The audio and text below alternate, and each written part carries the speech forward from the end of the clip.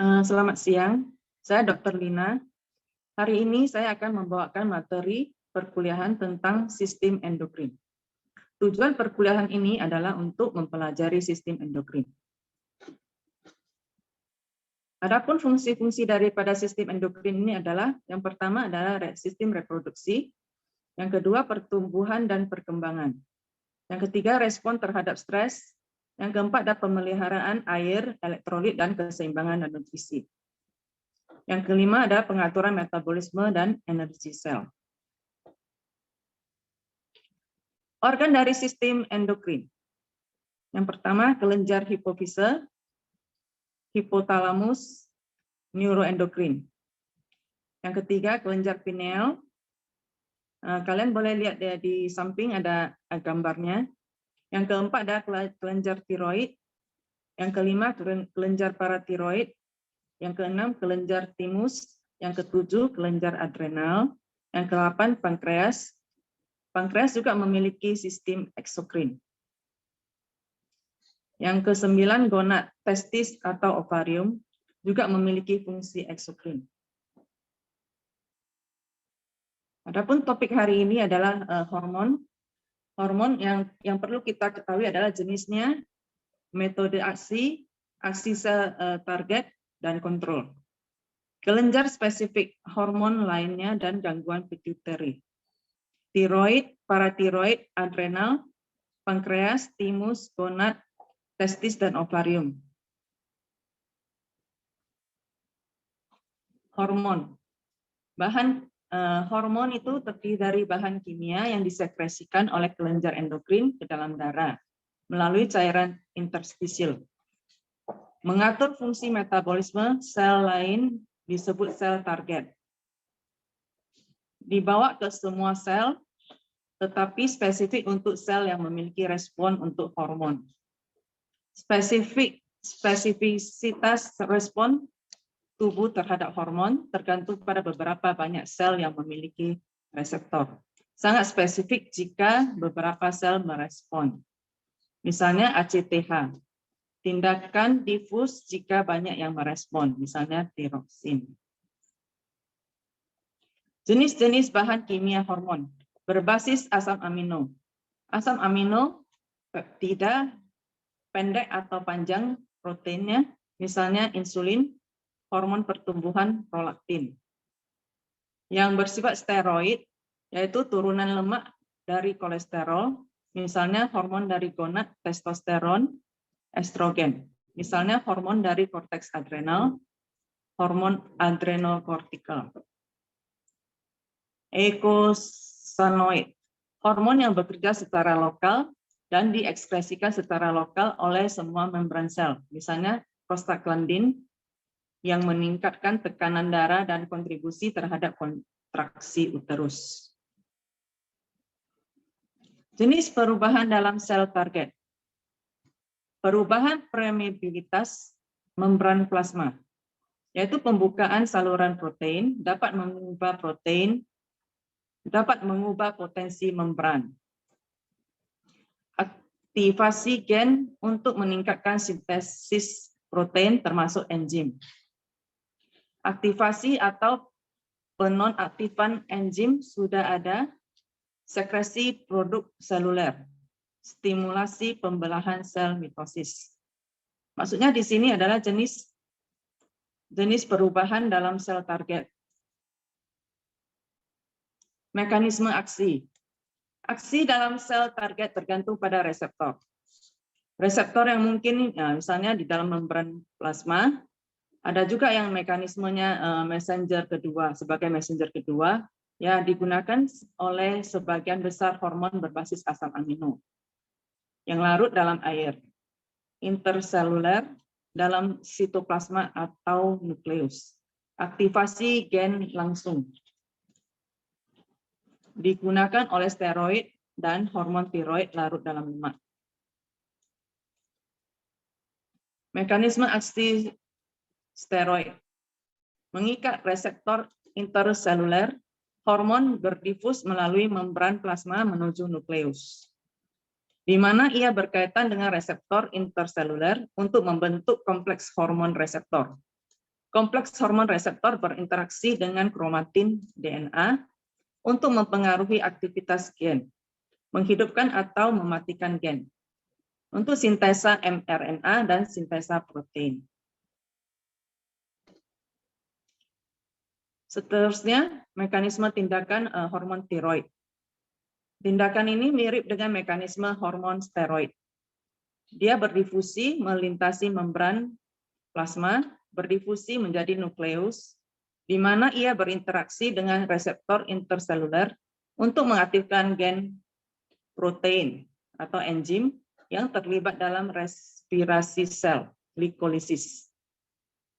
Juga berikatan dengan reseptor di mitokondria untuk mengaktifkan gen protein yang terlibat dalam respirasi sel, siklus Krebs dan rantai transport elektron. Mekanisme hormon lainnya. Reseptor membran plasma digunakan oleh sebagian besar hormon berbasis asam amino. Interaksi hormon dengan reseptor membran plasma menghasilkan aktivasi sistem messenger kedua.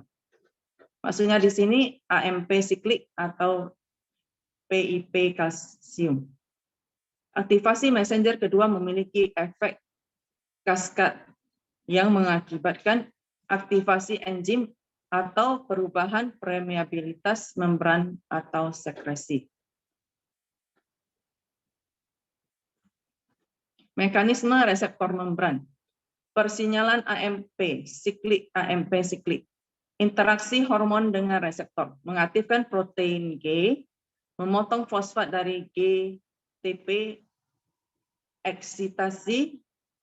Protein G mengaktifkan adenilat siklat. Adenilat siklat membentuk CAMP dari ATP. CATP mengaktifkan protein kinase. Protein kinase mengaktifkan protein lain dan fosforilasi.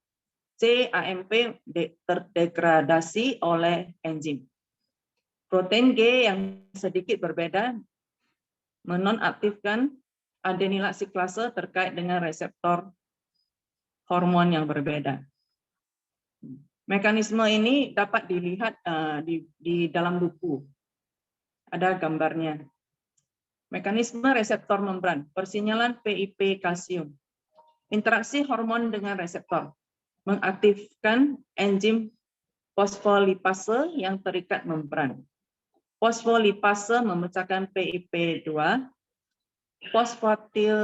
fosfatidil inositol difosfat menjadi diakilgliserol dan IP3 yang masing-masing bertindak sebagai pembawa pesan kedua.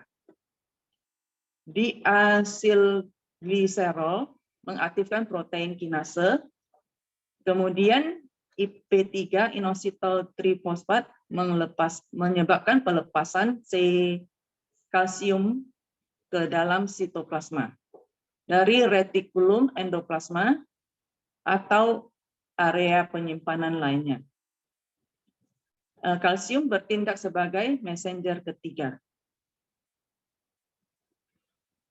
Kalsium mengubah aktivitas enzim dan saluran membran plasma atau berkaitan dengan kalmodulin protein pengatur interseluler, mengaktifkan enzim.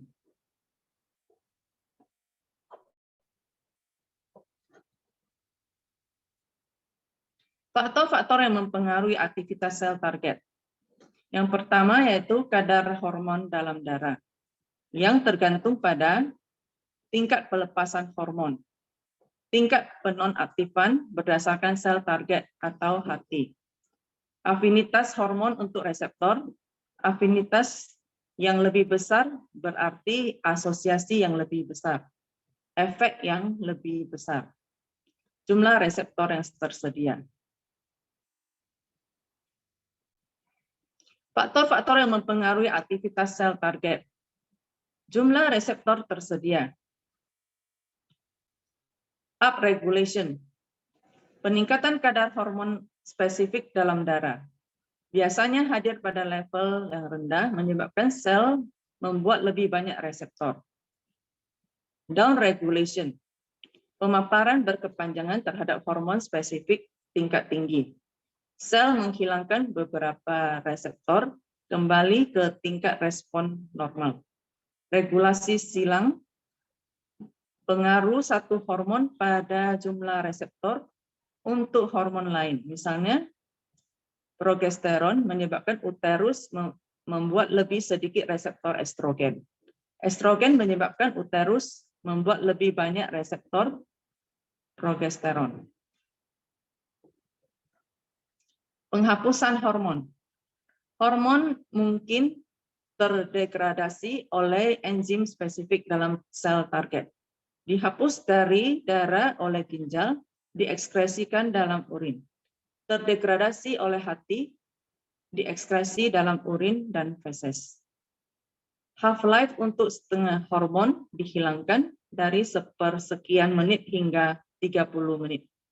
Onset, waktu dari liris ke aksi, menit berbasis asam amino, hingga berhari-hari di steroid. Durasi aksi beberapa lama, efeknya bertahan 20 menit hingga beberapa jam. Kontrol pelepasan hormon. Pelepasan hormon ini ada kontrolnya ada 3. Yang pertama kontrol humoral, kontrol saraf, dan kontrol hormonal. Kontrol pelepasan hormon. Humoral. Hormon dilepaskan sebagai respon terhadap perubahan kadar ion atau nutrisi dalam darah. Umpan balik negatif. Misalnya di sini parathyroid gland. Kalau terdeteksi bahwasannya adanya kalsium yang rendah di dalam darah, berarti hormon daripada ini PTH ini meningkatkan, tujuannya untuk meningkatkan kalsium dalam darah. Dan yang tiroid juga begitu pula dengan yang tiroid. Para folikular sel bila terdeteksi meningkatnya meningkatnya kalsium dalam darah, jadi oleh kalsitonin berefek merendahkan kalsium dalam darah. Kontrol pelepasan hormon humoral. Contoh lain, pankreas. Pankreas ini ada sel betanya untuk mendeteksi glukosa darah tinggi, insulin. Insulin ini menurunkan glukosa darah, sedangkan sel alfa mendeteksi glukosa darah yang rendah,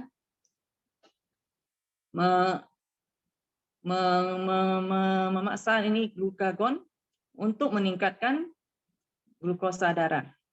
Zona glomerulosa dari korteks adrenal mendeteksi natrium dalam darah rendah atau kalium dalam darah tinggi. Seperti misalnya aldosteroneti, turunnya kalsium dalam darah. Kontrol pelepasan hormon saraf. Hormon dilepaskan sebagai respon terhadap impuls saraf. Serat preganglionik dari divisi simpatis merangsang pelepasan katekolamin.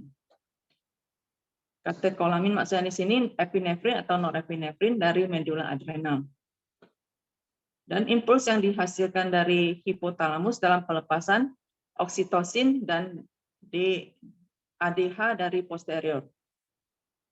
Ini dapat dilihat dari gambar yang di sini.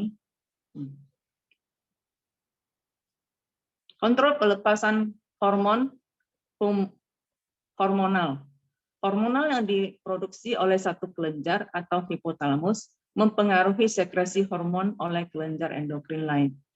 Hipotalamus bertindak sebagai koordinator keseluruhan, melepaskan hormon pengatur, melepaskan hormon atau hormon penghambat, mempengaruhi hipofisa anterior. Hipofisa anterior ketika distimulasi mengeluarkan yang mempengaruhi kelenjar lain, seperti misalnya TSH, hormon perangsang tiroid, merangsang pelepasan hormon tiroid dari kelenjar tiroid.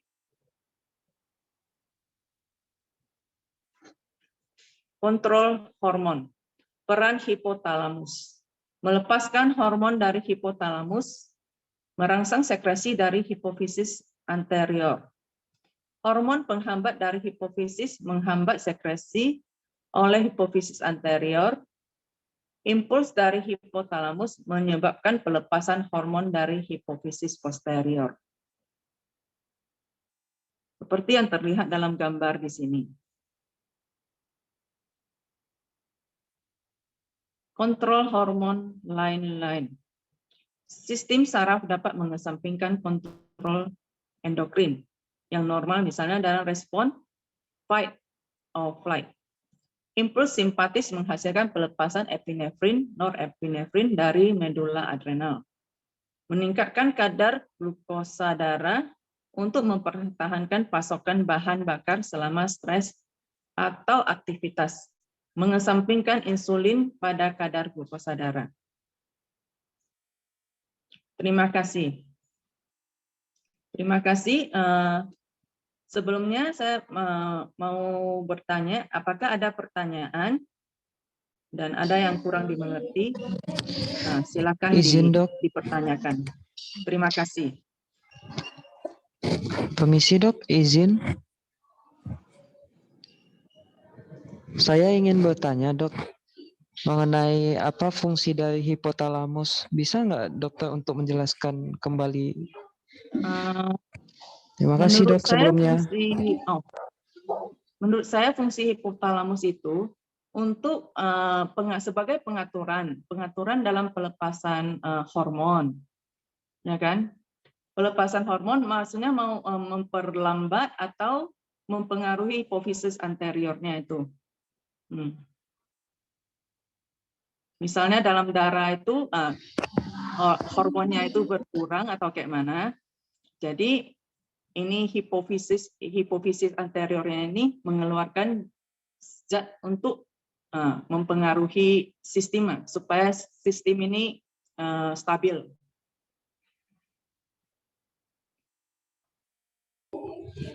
Baik, Dok, terima kasih atas jawabannya.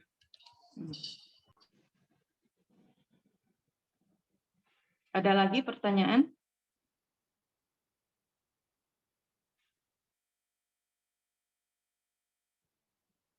Kalau tidak ada,